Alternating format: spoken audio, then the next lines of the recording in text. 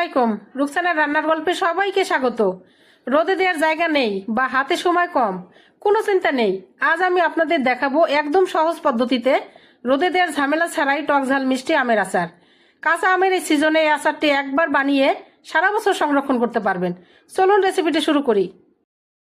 দেখতে পাচ্ছেন এখানে আমি 3 কেজি আম নিয়েছি। আমি কাটার আগে ধুয়ে পরিষ্কার করে শুকিয়ে নিয়েছি পানি, তারপরে কেটেছি। এখন আমি লবণ দিয়ে প্রসেস করে রাখবো। লবণ দিয়ে দিচ্ছি এখানে মোটা লবণ 3 চামচ।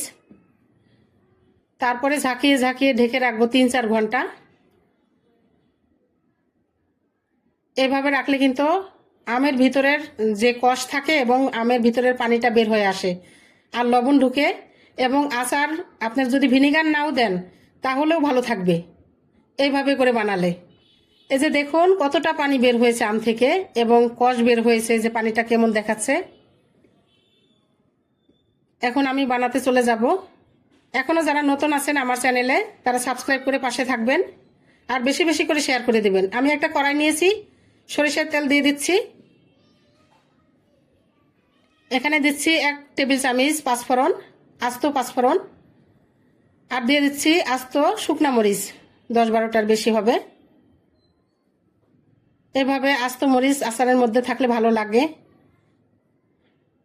এবং এটা দিয়ে কিন্তু আলু ভর্তা করলেও ভালো লাগে পরে। আর দিয়ে দিচ্ছি এখন 1 কাপের একটু কম রসুন, অনেক কুচি করে কেটে নিয়েছি আমি, এজন্য আর ছেঁচি নেই। এখন একটু ভেজে নিব রসুনটার পানিটা শুকানো পর্যন্ত। এভাবে একবার হলেও আচার বানিয়ে দেখবেন, দেখবেন যে অসাধারণ লাগে এবং অনেক মজা। শুকলা সহ আচার বানালে টক ঝাল মিষ্টি আমার কাছে তো অনেক ভালো লাগে। শুকলা সহ বানালে আপনারাও একবার বানিয়ে দেখবেন, ভালো লাগে কিন্তু খেতে।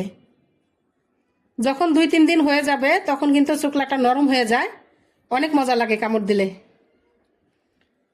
এ পর্যায়ে আমি দিয়ে দিচ্ছি 1 টেবিল চামচ ছেঁচানো আদা। আদাটা ছেঁচে দিবেন তাহলে ভালো লাগে কামড় লাগলে।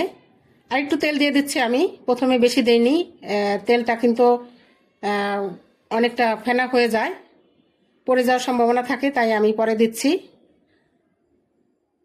এভাবে একটু ভেজে নিব এই মশলাগুলো।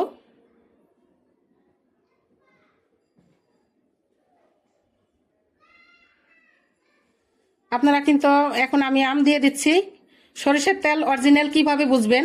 যখন দেখবেন যে তেলে বেশি ফেনা উঠছে সেটাই অরিজিনাল তেল। এখন আমি সব আমগুলো দিয়ে দিচ্ছি,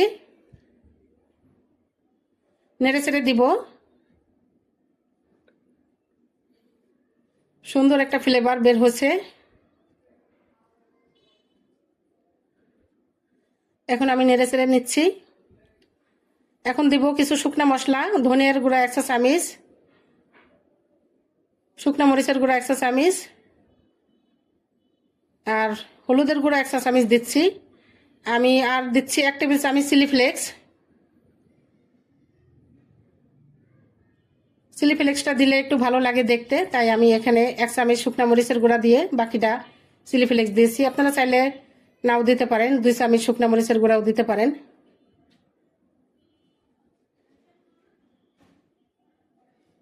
এখন আমি দিচ্ছি স্বাদ মতো একটু লবণ, যেহেতু আমি বেশি করে লবণ দিয়ে মাখিয়ে রেখেছিলাম তাই বেশি লবণ দেইনি। এভাবে নেড়ে চেড়ে আমি রান্না করে নিব।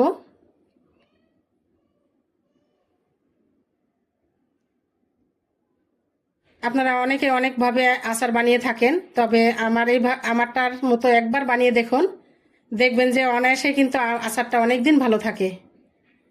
আর যদি একটু কালো কালো করে ভেজে রাখেন মানে আমটাকে, আচারটাকে, তাহলে তো কথাই নেই, সারা বছর আপনার অনায়াসে বাইরে থেকেও ভালো থাকবে। এখন চিনি দিয়ে দিচ্ছি আমি 1 কাপ, মিষ্টিটা দেখে পরে লাগলে দিব।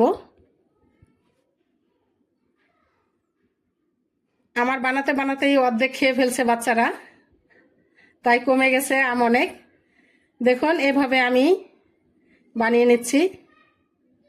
কিছুটা আস্ত থাকবে, কিছুটা গলে যাবে। এ টক মিষ্টি ঝাল আচারটা এরকম হলে ভালো লাগে।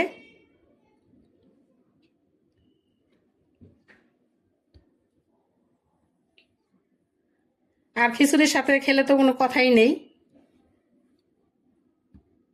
আমি বেশি ভাজবো না, এইভাবে করে মানে আর একটু কালার করব, তারপরে নামিয়ে ফেলবো মশলা দিয়ে। আপনারা চাইলে কিন্তু কালো কালো করতে পারেন, সেক্ষেত্রে ভিনেগার না দিলেও হবে।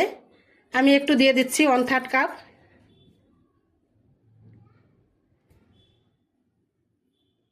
এখন দিয়ে দিচ্ছি আমি 1 টেবিল চামচ পাঁচফোড়ন গুঁড়া, আমি আগে থেকেই গুঁড়া করে রেখেছি।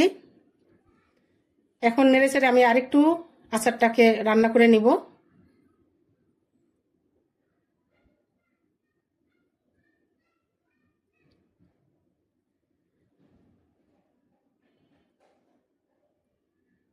দেখুন কতটা সুন্দর হয়েছে। এখন আমি নামিয়ে ফেলবো। এর চেয়ে বেশি আমি রান্না করব না, তারপর আমার বাসায় আচার বেশি দিন থাকে না, তাই আমি অত কষ্ট করতে যাব না, 2 মাসের বেশি থাকে না। দেখুন আমার আচার বানানো শেষ পর্যায়ে, এখন আমি পরিবেশন করে নিব। কতটা সুন্দর হয়েছে, পরিবেশন করছি, অনেক লোভনীয় দেখাচ্ছে। আজ এই পর্যন্তই, সবাই ভালো থাকবেন, আল্লাহ হাফেজ।